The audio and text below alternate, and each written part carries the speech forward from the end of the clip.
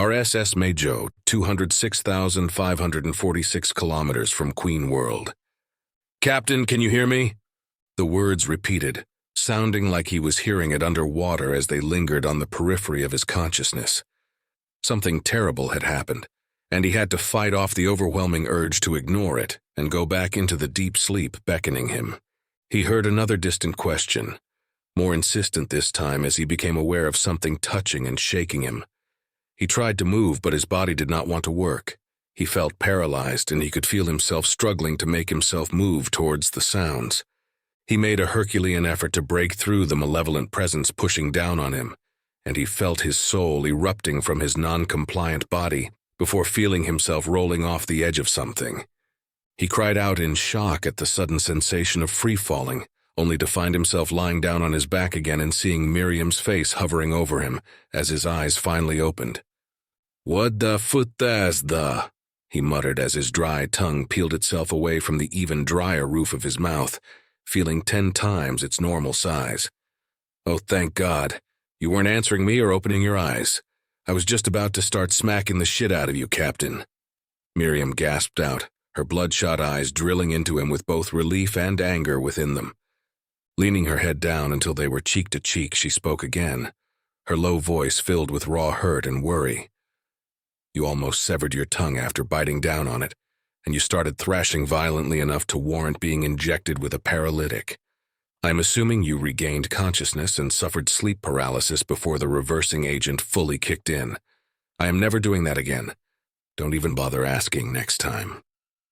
As she pulled away, he reached his right hand up and grasped her shoulder to prevent her from moving away any further as he croaked, "Ith I eth again, ju thuth me neth time."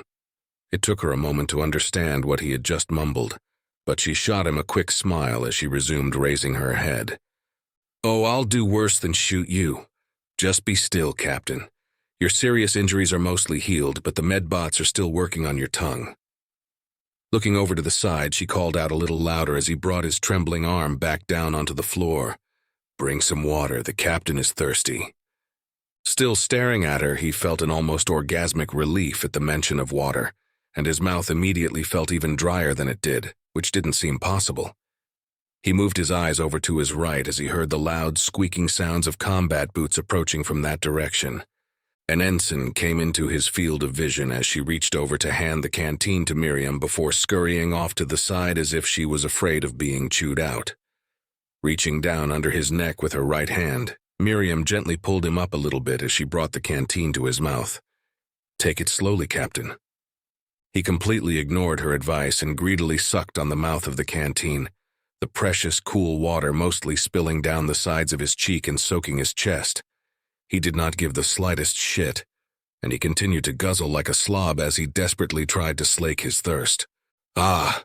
he exhaled gratefully as she pulled the now empty canteen from his lips and held it back up. "Ensign, more water." He saw a hand reach over and take it from her, the same annoying squeaking sounds grating on his ears as the ensign walked off to refill the canteen. Moving his tongue around his mouth, it felt like it was now less than half the size it was before, and he could feel the weird sensation of the med bots lessening. Maybe now he could speak without sounding like an idiot. "Please tell the ensign to tighten her bootlaiths. I can't thant the thweaking knoweth." Miriam crunched her face up as she tried to figure out what he said, which meant he still sounded like an idiot. As the ensign and the ridiculously loud squeaking boots returned, he saw understanding dawning on her face as she took the canteen before dismissing him. Screwing his eyes shut as the annoying sound of the boots walking away resumed, he heard her voice whispering in his ear. "Captain, those boots are too big for her. She was in Corridor 2, Junction 4 when the missile hit, and her boots were ripped off as she hung onto a zero-G handhold she somehow managed to grab when the corridor bulkheads were ruptured by the blast wave. The fucking insectoid warhead was a thermobaric bomb, sir. It caused a massive blast wave in the interior spaces despite the ship-wide depressurization for combat. They used some kind of potassium/sodium/oxygen fuel mixture along with something else we had never seen before that self-ignited and created its own negative pressure wave that sucked the nearby crew out of wherever they were." She paused, and he started regretting what an asshole he was being about the boots as she resumed whispering. Her battle buddy was in the corridor with her, and he was impaled on a ruptured waste processing conduit as he was pulled towards the breach. She stayed with him and held his hand while he bled out after the emergency field sealed the breach. Before he died, he noticed her bare and badly cut-up feet and told her to take his. She did, and she has refused to take the boots off since then, even when I suggested she find a replacement that was the correct size. "I can't do that, Commander. He told me to take them off his feet and wear them. He gave them to me before he died. Please don't make me take them off." What am I supposed to say to that, Captain? I didn't bring it up again after that. Feeling like a massive jerk, he opened his eyes again as Miriam straightened back up and looked down at him. "Let her wear them until she is ready to take them off on her own, Captain, okay?" she asked, pleading in a low voice. He nodded, still moving his tongue around in his mouth. It felt almost normal now, and the tingling was practically gone. "I want to get off my back. Help me up, Miriam." "Hold on a second. Let me get the corpsman to scan you one last time before you get up," she replied, not sounding happy about him wanting to move as she scanned the bridge before spotting who she was looking for. "Doc, come over here and scan the captain, please. He wants to get up," she called out loudly, her voice clearly conveying her disapproval. From behind them, he heard a woman's voice replying, sounding not so pleased herself. "Aye, Commander, coming now." A few seconds later, the corpsman came into view as she took a knee on his right and looked down at him. It was Nyugan, and he immediately knew she was going to give him a hard time. Not bothering to hide the look of disappointment on her face, she started scanning him with the diagnostic wand, her almond-shaped eyes narrowing into slits as she alternated between looking at the scanning results and giving him dirty looks. He withered under her stare and kept his mouth shut as she grunted disapprovingly at the small holoscreen being projected in front of her by the scanner. He might be a senior captain, but corpsman had a unique place within the Republic Navy rank and file that allowed them to get away with shit that wouldn't fly anywhere else in the service, like the scowl she was currently giving him. He flinched slightly as she began to bark at him while flipping the holoscreen around so he could see all the damage he had done to himself. "What you did to yourself was dangerous and stupid, Captain. You are going to need to replace your liver and your kidneys within a few days, and your heart is going to need a regen to replace the cardiomyocytes that were irrevocably damaged by the emergency stim pack. Your ribs, lung, and spinal cord have been repaired, though you might deal with numbness in your feet for a few days. Your chest is going to feel like smashed ass for a few days as well. You can get up, but only if you remain seated and get to sickbay right away for a full workup as soon as the damage control teams clear the way." Turning her eyes away from him, Nyugan looked at Miriam and sucked on her teeth before lashing out at the second target of her rage. "Commander, what the hell were you thinking injecting him with that shit? He could very well be in a body bag right now." Miriam looked away and didn't respond, which seemed to take some of the fire out of Nyugan as she resumed looking at the holoscreen before addressing him again. "You cannot overexert yourself until you get to sick bay, Captain. You are to remain in your chair and then immediately get checked out once the way has been cleared, okay? I will know if you don't," she added ominously as she stared daggers at him. He nodded and Nyugan rolled her eyes before she looked at Miriam. "I understand why you did it, but please do not use the stim pack on anyone ever again unless it is necessary to prevent them from dying, and there is a med pod on hand." Miriam nodded and Nyugan snorted in disgust before wearily standing back up and walking away. "Thank you, Doc." He called out to Nyugan's retreating back, who raised a hand in acknowledgement without bothering to turn around as she continued to head towards the little triage area she had set up along the far bulkhead of the bridge. "That woman scares the shit out of me," he murmured to Miriam, who quickly nodded in agreement before standing up and reaching down with both hands. "You ready, Captain?" "No, but let's do this," he replied as he grasped her hands with his. Touching his hands to hers, he suddenly remembered feeling her bones breaking as he crushed it, the sound of her whimpering gasps of pain as she tried to get her hand out from the vise. He pulled his hands away, ashamed of hurting her and not being able to prevent it. Miriam knew exactly why he did what he did, and she reached down and took his hands in hers again before quietly speaking. "My hand is completely healed, Captain. It was not as bad as it seemed. I know you didn't mean to do it, and I know you couldn't stop it. Are you ready?" He nodded, grateful for her trust and forgiveness for the pain he had caused her. Testing his legs for the first time, he felt sheer joy as they responded and began to draw themselves in just as he wanted. They worked together slowly to get him up onto his feet, and she held onto him as he suffered a bout of lightheadedness. He swayed for a few moments before it finally passed, and she held onto his elbow as he made his way to his chair. His chest felt like a bunch of Centauri farmhands had been beating the shit out of it with sledgehammers, and he thought of the happy smirk Nguyen gave him as she described his chest feeling like smashed ass. Goddamn psychopath, he thought to himself as he finally reached the chair. He sat down in it heavily, feeling winded and exhausted from the barely 3-meter walk as he leaned back and tried to catch his breath. His hands shook slightly as he reached towards the 2 holo displays positioned at the end of each chair arm and began tapping on them. The right one was frozen, still displaying the last status update that was up before the missile strike, and the left one kept displaying error messages as it failed to connect to the mainframe despite his best attempts to reset it. He felt lost without his usual way of gaining information about the ship and his crew, and he glanced at Miriam, who had taken her seat next to him and was fiddling with her own screens that refused to work, judging from her aggressive poking and furrowed brow. "Gonna have to do this old school, I guess, Miriam. What's the latest update?" he asked, wanting her to stop jamming her fingers against the screens before she really got mad. She sighed in frustration before leaning back in her seat and turning her head to face him. "I set up a messenger relay system and I get an update every 5 to 10 minutes. Another runner should be here shortly with the latest update. There are no signs of any enemy ships from the observation ports, and Third Fleet is still drifting towards the planet." Reaching into her right pant pocket, she pulled out a small datapad and tapped on it, swiping through several screens before finding the one she wanted to show him. She flicked her fingers, and the datapad projected a 40-centimeter square hollow screen in front of them. Last count was 143 confirmed killed, 84 missing, and 214 wounded. That's only for the parts of the ship that have been able to report in so far. He stared at her for a few moments, feeling the flashback panic threatening to return before remembering his mantra. Fight for them now, grieve for them later. Fight for them now, grieve for them later. Fight for them now, grieve for them later. Looking down at the deck, he touched 2 fingers to his lips before placing them over his heart as he uttered the solemn lament for departed comrades. "Respect for the fallen. Respect for the fallen," Miriam intoned quietly in response as she kissed her own 2 fingers and placed them over her heart. Looking back up at her, he spoke quietly. "Please continue, Commander." Giving him a knowing look, she nodded slightly after a few moments before swiping to the next display. "Naomi is still down, as is the main computer.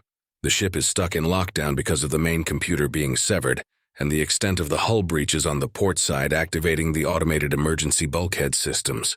The crew has been forced to cut their way out of the sections they are trapped in or wait for others to reach them. The rescue shuttles from the Warspite all landed in Shuttle Bay 3, and the engineering staff and medical personnel have been working their way towards main engineering as they make repairs. The chief from Warspite has activated and released a shit ton of modified repair bots he brought with him, and they are working on getting systems back online." Staring at the maps and progress updates she put up on the holo screen, he could see the handwritten notes that she added and crossed out with a stylus as she received constant updates from the runners. Miriam had beautiful cursive penmanship, an old art form that had made a resurgence in the last few decades, and she was rightfully proud of it, even entering and winning many contests. He saw no signs of that here, as the stressful circumstances made her revert to a barely legible scrawl more appropriate for a 4-year-old. "The Warspite. Is it fresh out of the shipyards, Commander? The last Warspite was decommissioned and scrapped after the Kilthek border wars. What, almost 40 years ago?" She nodded as he finished speaking, tapping on the datapad and flicking a series of images up on the holoscreen before speaking again. "Sensors are down, but several of the crew saw the ship through the observation portholes and scopes, taking several pictures and scans with their datapads. Look at that thing, Captain. There is no way that monstrosity came out of one of our shipyards without the rumors reaching at least some of us in the officer corps while it was being built." He had to agree with her assessment as he stared at the images being displayed with an Independence-class carrier next to them for a size comparison. The Warspite was an additional 300 meters longer, and though it had only a 275-meter beam compared to the 350-meter beam of a carrier, it had an estimated 27 decks, while carriers had 19. As he continued looking through the information, he did a double take at the estimated displacement, the weapons complement, and the strange alloys that comprised the obvious armor plating that covered the entire ship in a 10-meter thick shell, which was absolutely mind-boggling. It looked familiar yet alien at the same time, and he found himself instinctively feeling like he was looking at a distant future warship made by humans that had somehow traveled back to their time period. He had never seen a more beautiful yet deadly-looking ship ever before in his life, and he felt it calling to him, beckoning him like the deadly sirens superstitious spacers often fearfully whispered about when ships went missing in the uncharted regions.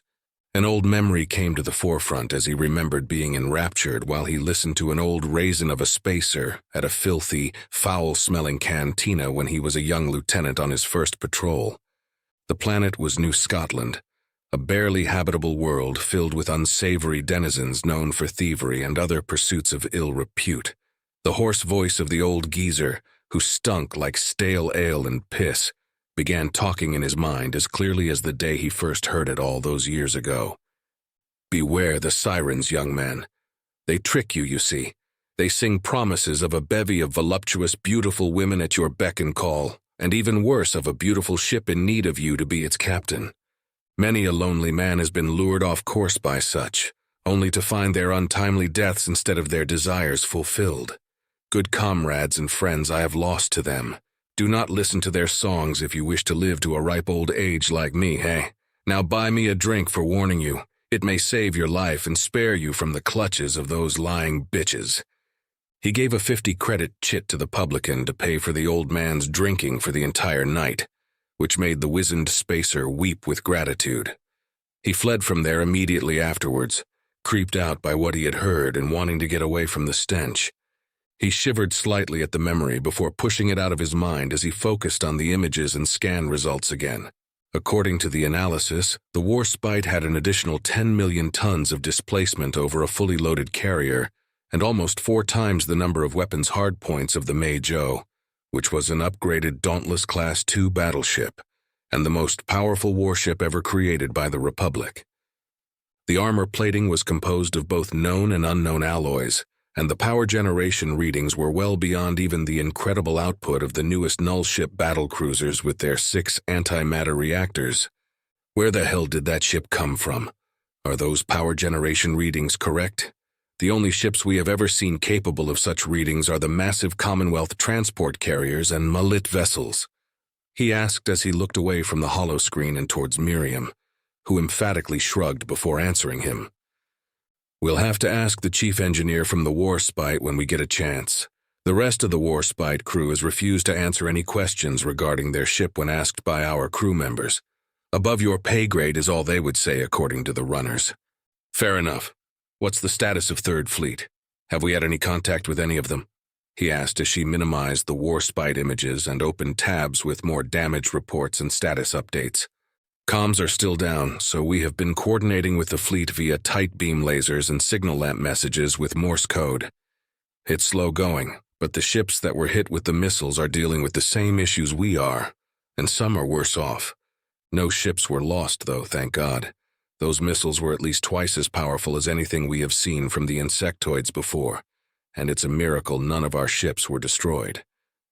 Third Fleet has assumed a diamond formation, and the damaged ships are in the center, including us. We are being towed towards the Queen World by the Fearless at 42,672 kph. Captain Tanaka has taken command in the meantime and is in constant contact with Bandit.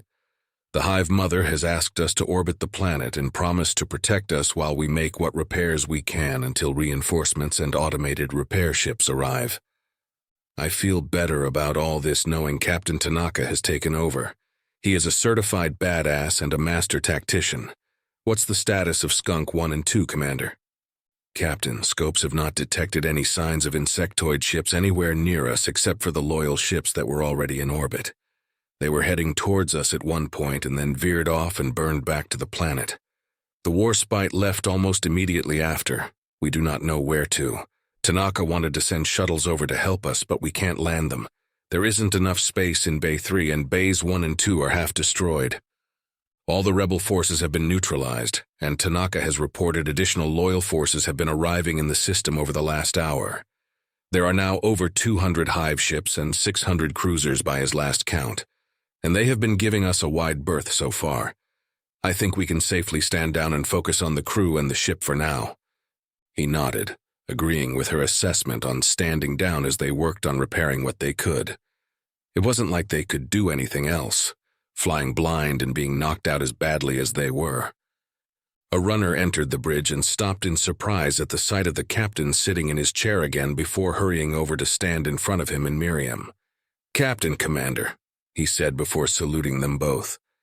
Miriam returned it and nodded for the runner to give the update. The seaman pulled a data pad off his harness and flicked a holoscreen towards them before using his fingers to move the lists around until he had it in the order he wanted. "Sirs, we have freed all the trapped crew along the parts of the port side we could safely reach fore and aft. Those who were uninjured or suffered only minor injuries have been treated and then folded into the damage control teams to help clear the way to others who are still trapped. Moderately or severely injured crew were brought to the triage points set up by the medical personnel from our own ship and the ones from Warspite. The docs from Warspite are using medical tech none of us have ever seen before. I saw them revive Chief Soto with some really advanced-looking equipment. I found him and brought him to the triage point myself, sirs." He hesitated and then stepped forward 2 paces and leaned down until his head was level with theirs before continuing in a conspiratorial whisper after looking around to make sure no one else was within earshot to hear what he had to say. "He was brain dead for over an hour, according to my med scanner, when we found the chief, sirs. He was blue in the face, and we brought him to the triage point, tagged as KIA. One of the docs from Warspite put him inside a strange pod before dismissing me, and I went down the relay points to collect updates to bring back here. On my way back to the bridge, I passed the triage point again, and there was Chief Soto sitting on the deck while a different doc from Warspite was scanning him. He's alive, sirs. I was gone for maybe 5 minutes. I thought I was hallucinating until he called me over and shook my hand to thank me for saving his life. He was dead when I found him, and now he is not. It was creepy as hell talking to him, and I know for a fact he was truly dead, sirs." The seaman straightened up and stepped back 2 paces to his original position as Miriam shot him a look. Looking back at the seaman, he asked him to continue his report, not wanting Miriam to interrogate the poor guy in front of the rest of the bridge. "The chief engineer from Warspite and his team have reached what is left of main engineering and are currently coordinating with his repair bots and the engineering other teams to get the primary systems and main power back online as they reroute everything to the secondary engineering bays. He is confident he can get most of the systems back up and running shortly after the new lines and conduits they have been running are connected to the reactors. He said within 20 minutes or so, and that was at least 10 minutes ago." The seaman cleared his throat, clearly not wanting to say what he was about to say, but Miriam was not having it. "Keep going, seaman," she ordered in a tone that gave him no choice in the matter. He cleared his throat again before he continued, his voice now trembling. They only found 6 techs still alive down there. They were working on swapping out a plasma conduit in Relay Room 4, and the emergency bulkhead door sealed them in. They are the only ones who survived from the entire engineering compartment." Kissing the tip of the 2 first fingers of his right hand, and then placing them over his heart, the seaman whispered, "Respect for the fallen," as his bloodshot eyes became wet. "Respect for the fallen." He and Miriam intoned as they kissed their fingers and placed them over their own hearts, seeing all the others on the bridge doing the same after hearing the seaman confirm the loss of almost the entire engineering staff. After a few respectful moments of silence passed, he spoke quietly again as he addressed the morning runner. "Anything else to add to your report, seaman?" "No, Captain. Thank you for updating us, and we appreciate the good work you have been doing. When was the last time you ate something?" he asked, thinking the pale crewman looked in dire need of nourishment. 22:30 last night in the main galley, Captain," he replied, his voice faltering at the mention of food. I want you to take a 15-minute break and get off your feet, Seaman. There are MREs, water, and comfortable seats in my office behind the tactical station. You are to report there and eat and drink until you can't anymore. Is that understood? Aye, Captain. Thank you. The seaman replied gratefully as he came to attention. Go get some food inside of you. You are dismissed, Seaman. He returned the seaman's salute and watched as he made a beeline for the captain's office, practically forcing his way through the others to get his hands on some food. Looking at Miriam, he could see her watching the seaman's passage as well, but for other reasons. She wanted to know more about the Warspite and the new technology they had been told about. Her job as XO was the security of the ship, and he could see it plainly rankled her that people were bringing unknown technology onto the Mei-Jo and using it without her expressed approval. Leaning closer to her, he spoke quietly out the side of his mouth as he pretended to point at something of interest on the still frozen hollow screen at the end of the left arm of her chair. Miriam, I want you to go see for yourself what kind of tech the Warspite crew is using to bring our people back from the dead. Don't interfere with them. Just use a nano recorder and get everything you can on video. After that, I think you should go and meet the chief who is repairing our ship to personally thank him from me and see what they are up to. Take a security team with you, and if your gut tells you something is off, I want you to do whatever you feel is right to protect this crew and the ship. She turned her head to look him dead in the eyes and nodded once, her cold expression all business as she got off her chair. Taking a step to stand in front of him, she leaned down slightly and shot him a warning look. Captain, I expect to see you here when I get back, still in this chair. If you leave, it better be to go to sickbay, okay, sir? Aye, Commander, he quietly answered, a lopsided smile on his face that did nothing to convince her. She narrowed her eyes as she scanned his face for any signs of deceit before straightening back up, still looking unconvinced that he would comply with both her and the doc's orders to refrain from exerting himself. After what I put you through with the injection, I have no intention of being an ass and screwing anything up. I promise you, Miriam, I won't be an idiot, and I will remain here until you get back, or I will be in sickbay, okay? That seemed to mollify her, and she gave him an appreciative nod before turning around and heading for the bridge exit hatch. He watched her until she left the bridge before signaling the ensign with the two big boots to come over. He kept his face an impassive mask as she squeaked her way over to him, not wanting her to see just how irrationally angry he was getting from the noises her boots were making. He returned her salute and gave her a smile before asking how she was holding up. She seemed appreciative of his asking, and he listened to her patiently as she updated him on the progress of her tasks on the bridge before asking him if he needed anything from her. He studiously ignored the dried blood covering her uniform, knowing it was not hers as he answered her. Actually, Ensign, I am positively famished. Can you please grab me a couple of MREs from the office and bring them here for me? Have you eaten yet? She shook her head in the negative in response to his question before answering him. I am not hungry, Captain. I don't think I can eat so soon after what happened. I can't, she replied, her voice breaking as she trailed off. Holding up a hand to stop her, he lowered his voice as he responded. I understand, Ensign. Will you at least take a multi-shot to keep your strength up for the next few hours until you are ready to eat something? She nodded as she quickly wiped a hand across her eyes before replying. Aye, sir, I can do that for you. Do you have a preference for the meal choices? I'll eat anything except for the eggplant. Whoever approved MRE-7 should be stripped of their rank, keel-hauled, and then hanged for war crimes. Wouldn't you agree, Ensign?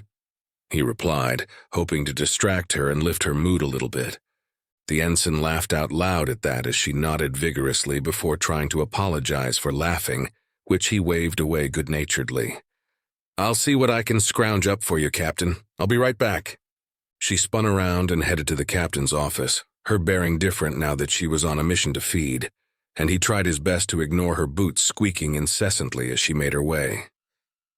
There was a sudden loud whine from the power systems followed by the bridge lighting coming back on.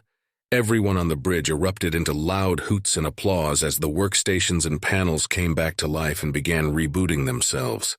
A familiar voice he missed terribly came over the speakers and addressed him, followed by more applause from the crew as they heard Naomi speaking.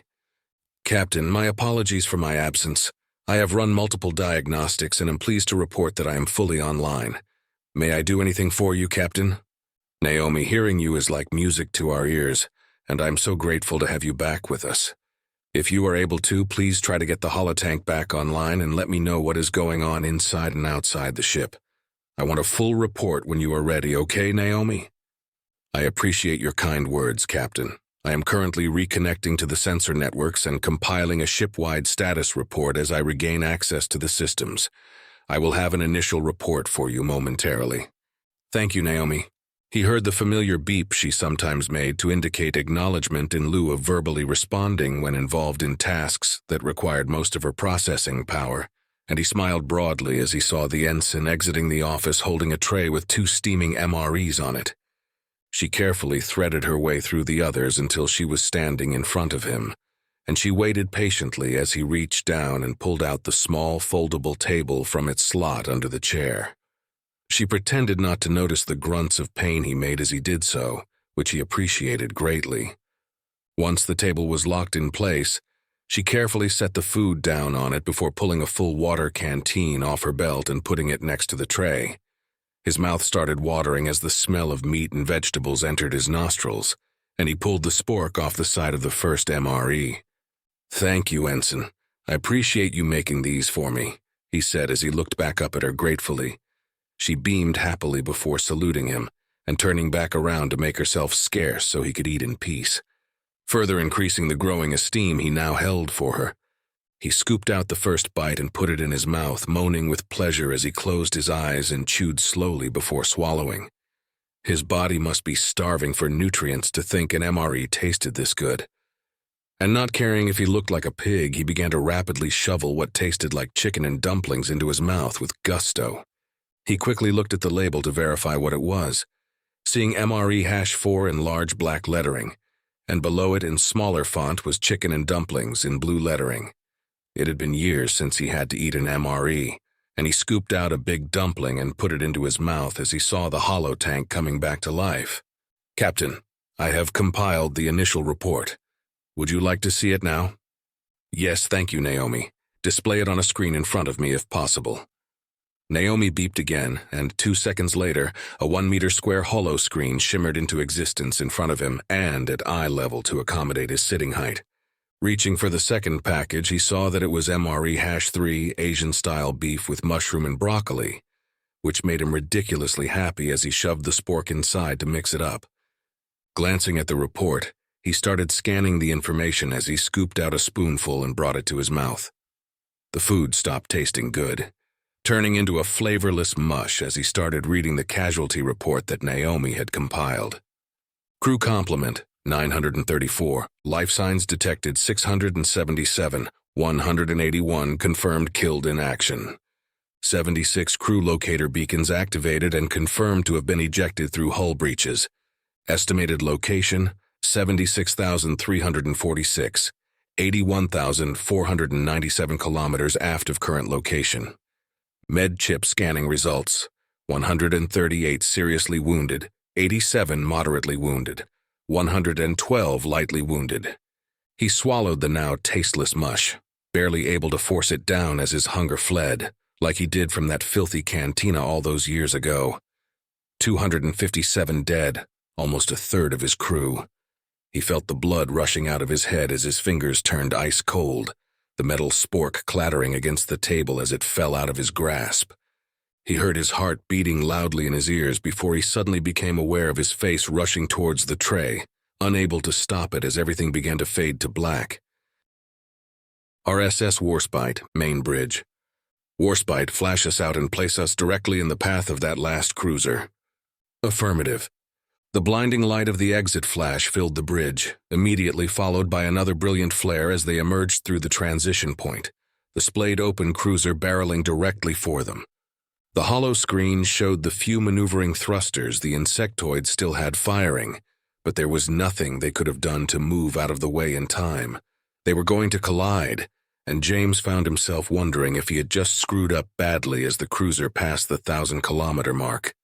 Brace for impact. Warspite warned as an angry-sounding chime erupted from the ceiling speakers. He felt the restraint field hugging against him as the lights dimmed, which they only did when the Warspite's shield generators were at full power, He felt the rapid change in inertia from the impact of the cruiser slamming into the shields less than a second later, as the ship felt like it was punched by the hand of God himself. The restraint field smushed all the air out of his lungs as he heard the gravity generators trying to compensate before the terrible sound of the ship being hit assailed his ears, even deep as they were in the center of the warspite. The ship jolted again multiple times, the large remaining aft pieces of the cruiser that survived the shield impact slamming against the armor plating as the shield grid finally overloaded and collapsed. He ignored the pain of his wrenched neck muscles as he gritted his teeth and prayed for his crew to survive. There was a horrible impact sound, immediately followed by the ship bucking again as the bridge lights flickered before the holoscreen winked out. The impact sounds subsided, and his stomach flipped as the ship righted itself. The bridge crew began calling out status reports in overlapping panicked voices that he could not make any sense of. "Get a hold of yourselves!" Goldsmith roared, silencing the chatter immediately. This spurred James to regain control of the situation, and he called out to the AI. "Warspite, get the holoscreen back up and highlight the damage. Coordinate damage control based on severity. Are we losing atmosphere?" "Negative, Captain. None of the hull breaches penetrated the inner hull. The nitrogen mixture within the void between the hulls is escaping through the breaches, but there is no danger of the breathable atmosphere escaping at this time." "Where is the damn holoscreen, Warspite?" he demanded as he listened to Goldsmith begin to coordinate damage control efforts with the ops officer. "I'm working on restoring the function of the holoscreen, Captain. All sections have reported in. 6 moderate injuries and 17 light injuries. Repair bots have been deployed and are currently heading to their assigned locations to seal the outer hull breaches. Armor plating in bow sections 2, 3, 5, 7, and 8 has been penetrated. Emergency force fields have been activated. Shield grid generators 3 through 14 have burned out. Replacement generators are being unpacked by cargo bots in Bay 7. Estimated time to shield generator replacements, 87 minutes. External communication nodes Alpha 3 through Gamma 7 have been destroyed.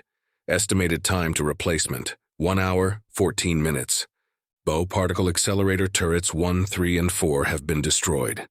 Turrets 2, 5, 6, and 7 sustained heavy damage.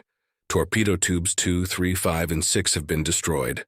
Railgun turrets 1, 2, 4, 6, and 8 have been destroyed. No replacements on board. Estimated time to repair and refit in base, 7 days, 19 hours, 43 minutes. Hologrid system damaged to nodal points 4 and 7. Holographic energy system disrupted in junctions 3, 4, 5, and 6 in bow sections 11B through 14C. Estimated time to repair, 49 minutes. Structural damage to bow sections will inhibit null space transition until structural integrity has been restored. Estimated time for sufficient repairs to safely enter null space, 11 hours, 13 minutes. End of report, Captain. We can't flash out for at least 12 hours, is that correct, Warspite? Affirmative, Captain. Do I have your permission to take over damage control efforts and direct them as needed to enhance efficiency and maintain estimated repair times? Yes, Warspite. You will coordinate damage control with Commander Goldsmith. He will work with you. Affirmative, Captain. Thank you. He tried to look at Goldsmith and winced at the agonizing pain, unable to turn his head more than a couple of inches. His head had almost been ripped off his neck as it ragdolled from the impacts against the shields. That is your fault, moron. You deactivated the restraint field over your head because you felt like you couldn't breathe properly, he reminded himself, as the waves of pain finally started subsiding. He heard the familiar woman's voice in his head as the interface AI spoke in his mind for the first time since their last conversation. Captain, I'm detecting soft tissue damage and hyperflexion/hyperextension tears to your spinal ligaments. With your permission, I will begin to repair them. You can do that? Of course, Captain. The interface has a full suite of Magnati medical nanobots. Would you like me to deploy them? Yes, please, thank you. You need a name. I don't want to call you Warspite. It doesn't seem appropriate. Do you have a preference, or is there a name you like? Are you offering me the choice to choose my own name, Captain? Yes, do you have one in mind that you would like? Kalia, it means secret friend in Magnati. I feel like I am your secret friend. Is this acceptable to you, Captain? He felt himself blushing as an overwhelming sense of attraction to the voice came over him. He instinctively imagined her as a beautiful woman, and as soon as he saw her finished being conjured in his mind's eye, he felt his heart aching at the familiar yet unknown face. It was like a dream face, and he saw the laughing green eyes looking into his own, the single thick French braid of black hair hanging off her left shoulder and laying against her upper chest. Who the hell is she? Suddenly afraid the AI could see the woman in his mind, he pushed her away reluctantly until she disappeared before answering the question. It is a beautiful name, Kalia, and it is perfect for you. Thank you for allowing me to choose it, Captain. You should be able to move your head without pain now. The nanobots have repaired your injuries and are deactivating themselves as we speak. Do not be disturbed by the color change you will see the next time you urinate and defecate. This is normal as the deactivated nanobots are eliminated through your waste. Okay, thank you for notifying me of that. Oh wow, I can't feel anything anymore. Thank you, Kalia. You are most welcome, Captain. I look forward to conversing with you again. He became aware of Goldsmith talking to him, and he felt Kalia's presence in his mind retreating as he turned to look at the XO without any pain. Sorry, Tommy. What did you say? I want to go and personally oversee the damage control efforts if you don't need me here, Captain. I want to see how Warspite and the ship's Magnati repair bots go about it. Maybe we can learn some things that can be utilized by our own Republic ships. Good idea. Go ahead and do that. I think we are good here for now, Tommy. Goldsmith nodded and then leaned closer as he lowered his voice. That was a ballsy move, Captain. What made you do that? He stared into the XO's eyes for a moment before he answered. To be honest, Tommy, I didn't even think about it. It felt like the right thing to do, though now I find myself thinking it was incredibly stupid and dangerous. That may be, Captain, but you saved the lives of tens of thousands of insectoids on that hive ship. That means something, and I hope they appreciate what you did for them. Tommy said, gently patting him on the forearm before getting out of his seat. He watched as the XO made his way across the bridge to the bow lift tubes, feeling like he was forgetting something important. Testing out his newly healed neck, he moved his head all around, marveling at the potency of the Magnati nanobots. Besides the rapidity of their repair, the lack of the annoying itchy and ticklish sensations normally present for Republic medical injections was a major plus, as the simultaneous feelings were maddening to deal with. He heard a soft whirring noise behind him, and he realized with a start that he had forgotten all about Rilthdir. That's what the nagging feeling was, and he got out of his seat and spun around, deeply embarrassed about the oversight. He saw the many lenses of the exosuit focusing on his face, and his skin crawled under the inspection as he addressed the Malit advisor. My apologies, Honored Elder. I forgot you were behind me all this time. Please forgive me, it wasn't intentional. Rilthdir raised its right hand as the external speakers activated. There is nothing to forgive, my human child. I suffered no ill effects from your unorthodox maneuver. May I ask why you did this? I really don't know, Honored Elder. It felt like the right thing to do, and I acted on my instincts without thinking of the consequences to my crew and the ship. He answered truthfully as he focused on one of the lenses zooming in on his face and ignored the rest. Rilthdir did not respond for several seconds, its hand still raised as the lenses continued to roam all over his face and body. Finally, the hand went down and it spoke again. I see. Thank you for explaining your thought process, son of the Magnati. I must return to my quarters and file a report of all I have seen and heard with the ruling council. The exosuit whirred as Rilthdir deactivated the mag lock of the footpads before it turned around and headed towards the port lift tube without another word. Feeling disquieted, he sat back down in his chair and waited impatiently for Warspite to get the holosystems back online. He had his own report to write, and he found himself worried about the repercussions that would befall him when Fleet Command found out what he had done and the extent of the damage his impulsive decision had caused to the Warspite. They were not going to be happy, and chances were he'd be lucky to command a patrol skiff by the time they were through with him. Queen World of the Insectoid Empire, Brood Chamber of the Hive Mother, 4th cycle, 384.96 years, Insectoid Solar Calendar. June 9th, 2176 AD. What is the significance of this gift name you have given me, bandit friend? Juno is one of the oldest and most powerful of the venerated ancestors, Hive Mother. She was very wise and a protector of the daughters she watched over, fighting for them as their hive mother and always leading them to victory over their enemies in battle. Juno had a sacred duty to share her wisdom and always strive to maintain the health and fertility of her daughters and the strength of the empire they built. I am grateful, bandit friend. I will try to be like Juno, an ancient hive mother of the animals who used her wisdom to protect her daughters and increase their numbers, like a true hive mother does. Can you make the animal noise of the gift name? I wish to hear it as the animals do. Juno. I like this gift name, it sounds powerful. Thank you, bandit friend. You have honored me with something rare, and I will never forget this precious thing. Can you make the noise one more time for me? Juno. I will make another focuser to share noises with you, and I will make this special noise to you so you may tell me if I am making it right. I wish to make it right when I share my gift name with the animal hive mother when we share thoughts for the first time. I look forward to that time, hive mother. What does Aurora think of the name? She thinks it is an excellent gift name and that I am worthy of it. This I do not know yet, but I will try to be so. She left the drone while we were sharing thoughts. Coming here is very taxing for her, and she needed to return to herself. She asked me to thank you for all you have done for me and her, and to tell you she waits for your return with impatience. I understand, hive mother.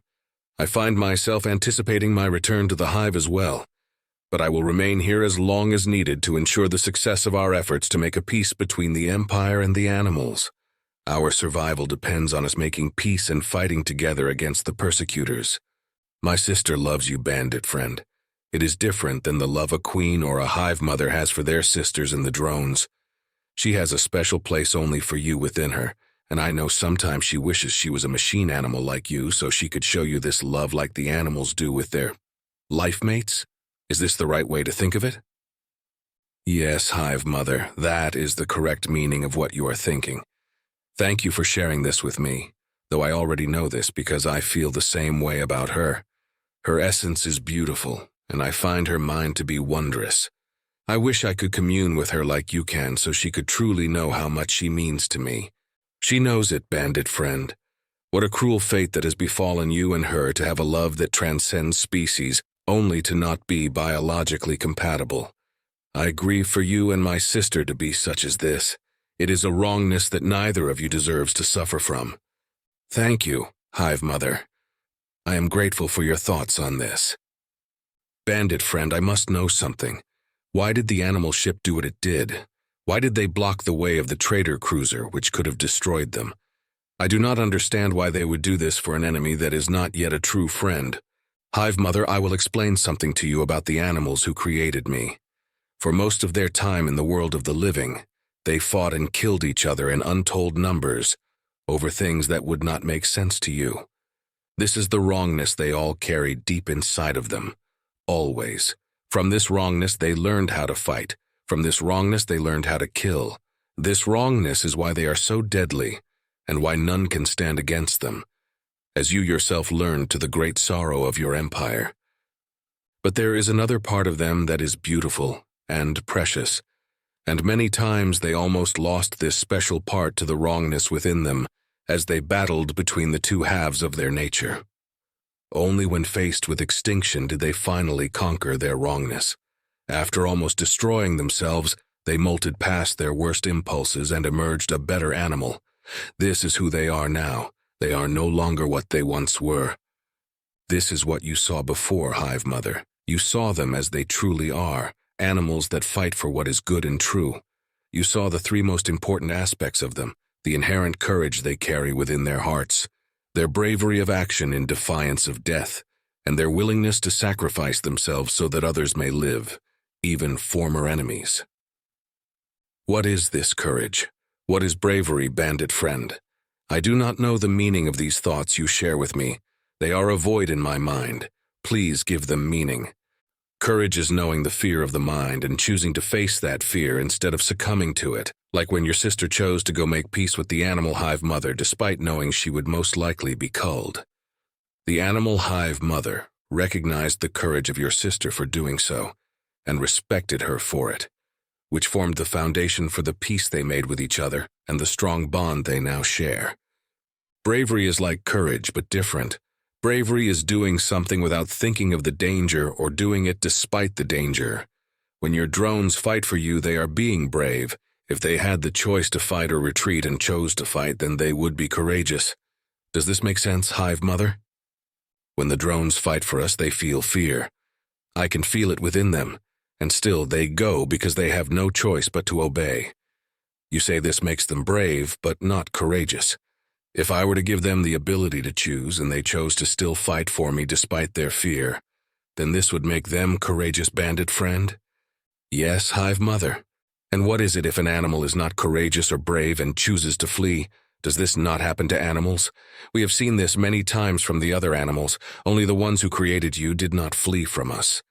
They fight until they are all dead or we have been culled. We only knew fear again since we came to this region when we first fought against your creators in the tree animal system. We call it cowardice if an animal gives in to their fear and abandons the others with them to face the danger alone. Sometimes animals are not fleeing but retreating instead of fighting to the death so they can fight again in more favorable circumstances. This is not cowardice. This is living to fight another day, as the animals who created me call it. So the ones who made you do not feel this cowardice like the other animals do. Why is this missing from some animals but not others, bandit friend? Cowardice exists for all animals, even for the ones who created me. The animals you faced were of the soldier caste, and they have been specially trained to face and defeat their fears. They also have a belief that is special to them alone, which makes cowardice improbable, though not impossible. They fight for the ones they love and for each other more than they fight for their queens and hive mothers. This, above all, is what makes them so ferocious in battle. They fight to protect their families, and they fight for the ones who are with them. This unique bond they form makes them extraordinarily lethal, for they know just as they are fighting for the others too are fighting for them. I think I am understanding, bandit friend. I did not know you bred a soldier caste like we do. This would explain the difference in your fighting abilities in comparison to the other animals we faced before. Pardon me, Hive Mother, but you are not thinking correctly. We do not breed soldier drones. They are no different than any other animals. We teach them how to be soldiers over a period of 3 cycles. These animals are good at learning to fight. It is an intrinsic part of them, and they have been making war against each other for over 100,000 cycles. Just as your ancestors passed along their wisdom since the dawn of your species, these animals pass down the wisdom and skills of making war from ancestor to descendant, each generation becoming more skilled at fighting and making better weapons of war as time goes on. This is frightening to think of, bandit friend. What is to stop these animals from making war against all others and taking their hives, or forcing them to join with theirs against their will? Such an animal empire would be unstoppable. Please do not let them do this to us, bandit friend. This will never happen, Hive Mother. These animals do not want an empire. They want friends. They want to join hives with those who are willing to do so for the benefit and prosperity of all. They want to be equal with all others and all others to be equal with them. How could this be, bandit friend? It is the way of nature for the strong to thrive and the weak to perish. For the lowliest microbes, this is true, just as it is true for the higher orders. This is why it was as such for us and the reason for our belief in the way of the hive. How could we think otherwise after every animal we ever knew tried to cull us? This is why we did as we did. Why is this not so for your creators, then? I understand your reluctance to believe, and I will explain why they are different after we have dealt with the current situation. I am concerned about the state of the animal warship, and I need to send one of my machine drones to share thoughts with them, Hive Mother. Yes, bandit friend, I understand, and I have no reason not to trust you in this as I trust you in all things. Share thoughts with your drones and the animal ship. I will assist you in any way I can. All you need to do is ask, and I shall do it. I am grateful, Hive Mother. As bandit friend began to share thoughts with the small machine drones in orbit, she felt the Hive Mother within, wishing to share thoughts with her, and she opened herself to them. These animals were willing to sacrifice themselves to save your daughters. Why could these not have been the first animals we came across when we went into space? How could we ever erase the wrongness we have done, daughter of ours? Before, we had many reasons for what we did. But after what that animal ship has done, we now have none. Like sand through our claws, all the justifications we had have fallen through our grasp. Juno had no answer for the hive mother within, and she did not respond. She needed to share thoughts with the animal hive mother and make peace with them. Maybe after they made war together against the persecutors, she could finally begin to ask for pardon if they survived, and if they didn't, then at least the animals would not be culled alone. Her sisters and daughters would be at their sides, fighting to the end with them. They will pass from the world of the living together, and maybe in the world of death. The animals would finally find it within themselves to pardon the daughters of the Empire and embrace them as true sisters after all.